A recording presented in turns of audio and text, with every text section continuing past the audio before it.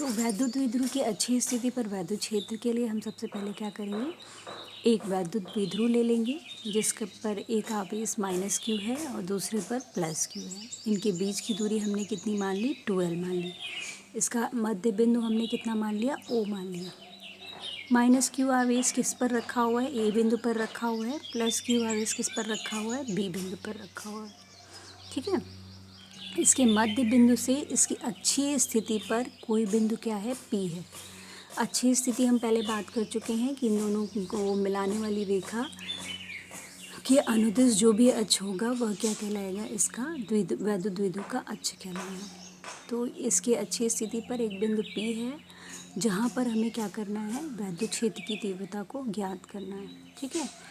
इस बिंदु P की हमने मान ली कि इसके मध्य बिंदु से दूरी कितनी है, r है। ठीक है। अब देखिए इस बिंदु P पर वैद्युत क्षेत्र की तीव्रता कितनी होगी।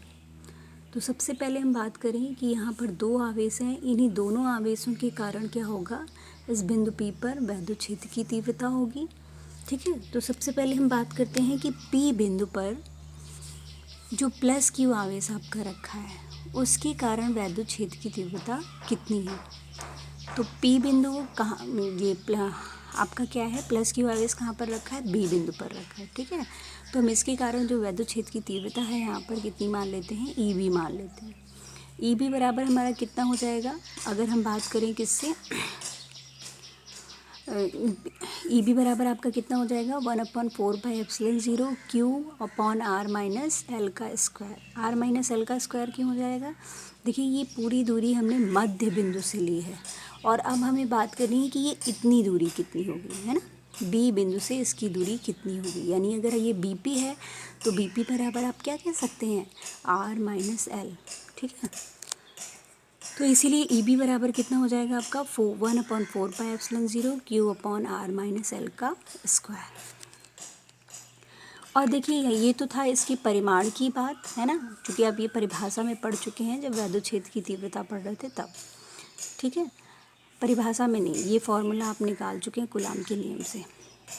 अब देखिए इसकी दिशा की हम बात करें, इसकी दिशा कहाँ से कहाँ की ओर होगी, B से P की ओर होगी। ठीक है।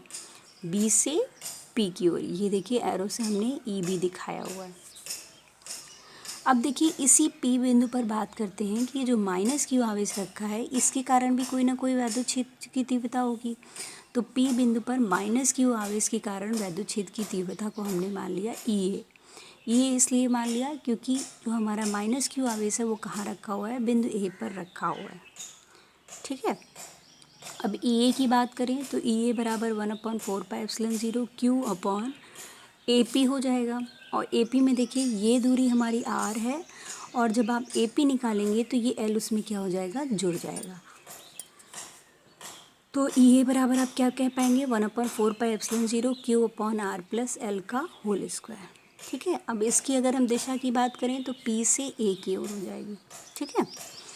तो देखिए बिंदु P पर दो वैद्युत क्षेत्र की तीव्रताएं आ रही हैं, एक EB इधर की ओर है और EA इसके जस्ट विपरीत है। तो अगर हम बिंदु P पर परिणामी वैद्युत क्षेत्र की तीव्रता की बात करें, बिंदु P पर परिणामी वैद्युत क्षेत्र की तीव्रता की बात करें तो क्या हो जाएगा आपका, E बराबर EB, जो ज़्यादा होगा उसमें से हम कम वाले को क्या करेंगे, घटा देंगे, क्योंकि ये दोनों एक दूसरे के विपरीत हैं ना, ये दोनों विपरीत वेक्टर है और विपरीत वेक्टर का परिमाण निकालने के लिए हम क्या करते हैं, एक दूसरे से घटा देते हैं। तो E बराबर EB माइनस EA हो गया। तो E बराबर अब EB का मान रख दीजिए और EB का मान, EA का मान रख दीजिए। EB बराबर है आपका 1/4πε0 Q/r-l का होल स्क्वायर और ये EA रखेंगे तो 1/4πε0 Q/r+l का होल स्क्वायर। अब दोनों में कॉमन ले लीजिए, दोनों में देखिए 1/4πε0 Q दोनों में ही कॉमन है। तो दोनों में जब आपने कॉमन ले लिया तो आपको क्या मिला अंदर, E बराबर Q 1/4πε0 1/r-l का होल स्क्वायर माइनस 1/r+l का होल स्क्वायर। ठीक है। अब आप एलसीएम ले लीजिए, एलसीएम आप लेंगे तो r-l एक ब्रैकेट में, r+l दूसरे ब्रैकेट में का होल स्क्वायर। ठीक है। एलसीएम लेने के बाद जो कटेगा वो काट दीजिए और जिसका मल्टीप्लाई होगा ऊपर मल्टीप्लाई करेंगे तो क्या हो जाएगा R square plus L square plus 2RL। और दूसरे ब्रैकेट में आपको क्या मिलेगा आर माइनस एल का होल स्क्वायर, और उस खोल के जब आप माइनस से मल्टीप्लाई करेंगे तो आपको क्या मिल जाएगा R square minus L square plus 2RL। तो आर स्क्वायर से आर स्क्वायर कैंसिल हो जाएगा, एल स्क्वायर से एल स्क्वायर कैंसिल हो जाएगा, और आप 2RL को क्या करेंगे ऐड कर लेंगे। ठीक है, यहाँ से देखिए एक ब्रैकेट में आर माइनस एल है, दूसरे ब्रैकेट में आर प्लस एल है, तो आप इसको क्या लिख सकते हैं R square minus L square लिख सकते हैं, और इसका क्या हो जाएगा होल स्क्वायर। ठीक है, अब देखिए 2RL को हम 2L इंटू 2R भी लिख सकते हैं, और Q इंटू 2L हमारा क्या हो जाएगा वैद्युत द्विध्रुव आघूर्ण हो जाएगा। ठीक है, तो यहाँ पे हमने वैद्युत द्विध्रुव आघूर्ण P रख दिया है, 2R रखा है, फॉर जो भी है चीज़ें वो हमने यहाँ पर नोट कर ली। तो लास्ट में आपको वैद्युत क्षेत्र की तीव्रता कितनी मिल रही है, E बराबर 1/4πε0 2PR upon R square minus L square का होल स्क्वायर।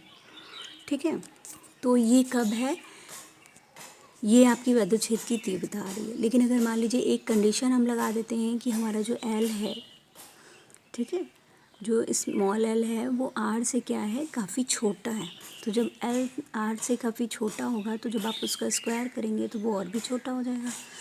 क्यों, क्योंकि देखिए जैसे मान लीजिए कोई छोटी चीज़ होती है, 0.1 क्या है 2 से लेस है ना, और अगर आप इसका स्क्वायर करते हैं तो क्या हो जाएगा 0.1 का स्क्वायर 0.01, और 2 का स्क्वायर क्या हो जाएगा 4, और 0.01 लेस देन 4 हो जाएगा, है ना।